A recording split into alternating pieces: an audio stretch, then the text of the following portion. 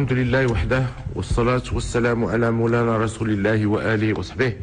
شعبي العزيز، يتميز تخليدنا اليوم للذكرى 58 لثورة الملك والشعب بمصادقتك على دستور متقدم يفتح آفاقا ديمقراطية واعدة باستكمال بناء دولة عصرية للقانون والمؤسسات، كما يرسي دعائم جهوية موسعة، وذلك ضمن تحول تاريخي يتوخى تحديث وعقلنة هياكل الدولة باعتماد إصلاحات جوهرية قائمة على الحكامة الترابية الجيدة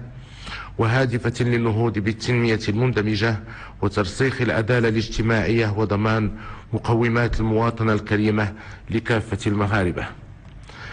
عمادنا في ذلك الدينامية الخلاقة لشبابنا الذي نحتفل اليوم بعيده السعيد، والمؤهل لمواصلة حمل مشعل ملحمة 20 غشت الخالدة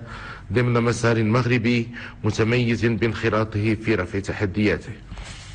وذلك في تجاوب عميق بينك شعبي الوفي وبين خديمك الأول،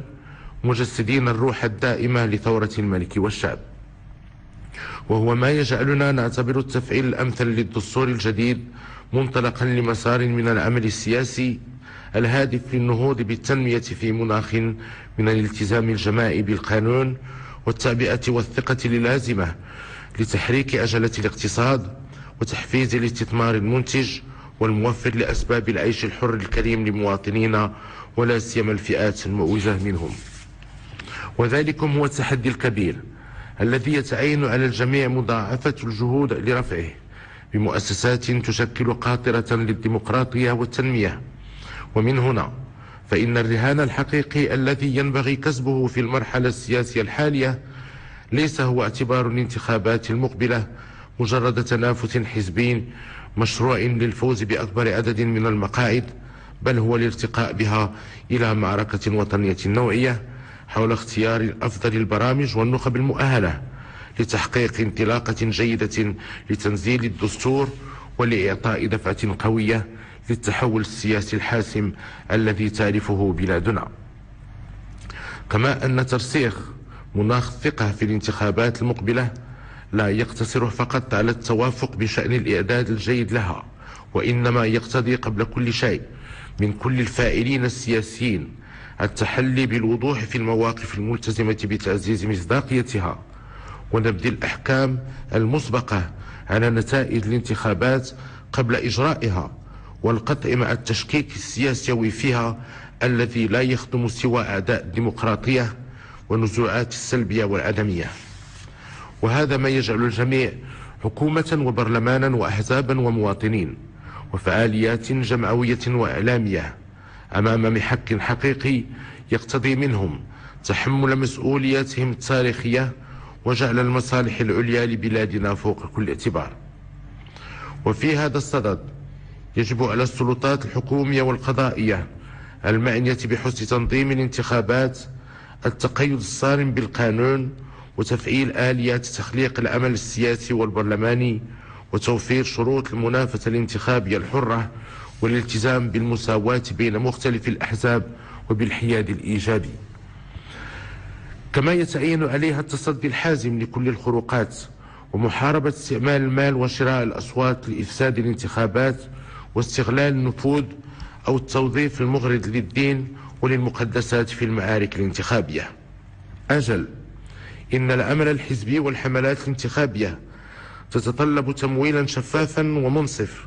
وهو ما يضبط القانون قواعده ويعاقب على أي إخلال بها. ومهما تكن جودة القوانين وحزم السلطات، فإن الدور الذي خوله الدستور للأحزاب يظل حاسما في تحقيق مصداقية الانتخابات وحرمة المؤسسات. ومن ثم فإن الأحزاب مطالبة بالتنافس في بلورة برامج انتخابية خلاقة وواقعية تستجيب للانشغالات الحقيقية للمواطنين، كما أنها مدعوة لتزكية المرشحين الأكفاء القادرين على تحمل المسؤولية في السلطتين البرلمانية والحكومية أغلبية أو معارضة. كما يجدر بها أن تفتح المجال للطاقات الشابة والنسوية بما يفرز نخبا مؤهلة كفيلة بضخ دماء جديدة في الحياة السياسية والمؤسسات الدستورية. وهنا نعتبر أنه بفضل ما توفره الديمقراطية الترابية من صلاحيات واسعة لمجالسها، فإن العمل السياسي ثقافة وممارسة مقبل على تحول جوهري يجعله لا ينحصر في المفهوم المحدود للمناصب الحكومية والمقاعد البرلمانية. أجل، إنه سينفتح على آفاق رحبة من آلاف الانتدابات الانتخابية في المجالس الجهوية والإقليمية والمحلية التي تشكل مؤسسات أساسية لتأهيل النخب الجديرة بتدبير الشأن العام. ولن تكتمل الالتزام السياسي مقاصده النبيلة إلا حين تعطي الطبقة السياسية للانتداب الانتخابي المحلي أو الجهوي أهمية أكبر من الحرص على احتلال المناصب المركزية، وذلك بالنظر لما يتيحه من قرب من انشغالات المواطن المشروعة وحاجياته الأساسية. أما المواطن الناخب المساهم بتصويته الحر في التعبير عن الإرادة الشعبية، فإنني أقول له: إنك بمشاركتك في الاقتراع لا تمارس حقا شخصيا فقط، كلا، إنك تفوض لمن تصوت عليه النيابة عنك في تدبير الشأن العام. وهذا ما يقتضي منك استشعار جسامة أمانة التصويت غير القابلة للمساومة، وتحكيم ضميرك الوطني في اختيارك للبرامج الواقعية والمرشحين المؤهلين والنزهاء. وللمواطن المرشح أقول: لقد آن الأوان للقطيعة النهائية مع الممارسات الانتخابوية المشينة التي أضرت بمصداقية المجالس المنتخبة وأساءت لنبل العمل السياسي. فعلى كل من ينوي الترشح للانتخابات المقبلة أن يستحضر تكريس الدستور لربط ممارسة السلطة بالمحاسبة، واعتبارا للمكانة التي خولها الدستور للمجتمع المدني ووسائل الإعلام في ترسيخ قيم المواطنة المسؤولة، فإنها مطالبة بالنهوض بدورها الفعال في الملاحظة القانونية والمستقلة والمحايدة لسلامة العمليات الانتخابية. شعبي العزيز، إن تحديث ودمقرة هياكل الدولة بقدر ما يتجسد في توزيع الدستور الجديد للسلطات المركزية وفق مبدأ فصل السلط، فإنه يتجلى بصفة أقوى في إرساء الجهوية المتقدمة القائمة على إعادة توزيع سلط وإمكانات المركز على الجهات، وذلك على أساس الديمقراطية الترابية والحكامة الجيدة، بما يكفل تحقيق تنمية جهوية متضامنة ومتوازنة ومندمجة تضع حدا للمقولة الاستعمارية للمغرب النافع وغير النافع وللفوارق المجالية، ولإرساء دعائم الورش الهيكل الكبير للجهوية المتقدمة التي نعتبرها ثورة جديدة للملك والشعب، فإنه ينبغي إعطاء الأسبقية لإعداد القانون التنظيمي الخاص بها، اعتبارا لارتباطه بانتخاب المجالس الجهوية وغيرها من الاستحقاقات والتدابير اللازمة لإقامة الغرفة الثانية. وعلاوة على ذلك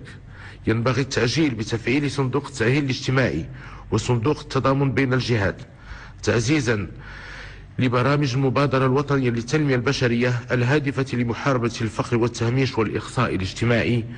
بمشاريع وأنشطة مدرة للدخل وموفرة لفرص الشغل ولا سيما للشباب. فشباب المغرب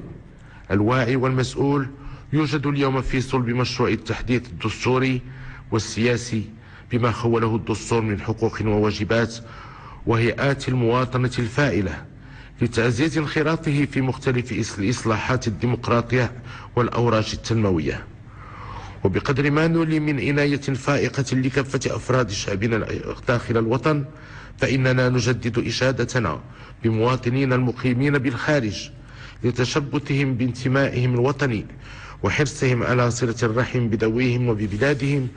بتوافدهم المتزايد عليها وغيرتهم على تنميتها وتقدمها والدفاع عن قضاياها العادلة. وفي هذا الصدد فإننا حريصون على التفعيل الأمثل لمقتضيات الدستور الجديد الذي نص لأول مرة على تمتعهم بجميع حقوق المواطنة وصيانة مصالحهم ببلدان الإقامة وضمان أوسع مشاركة ممكنة لهم في المؤسسات الوطنية وتدبير الشأن العام. شعبي العزيز، إن تزامن احتفالنا بذكرى ثورة الملك والشعب مع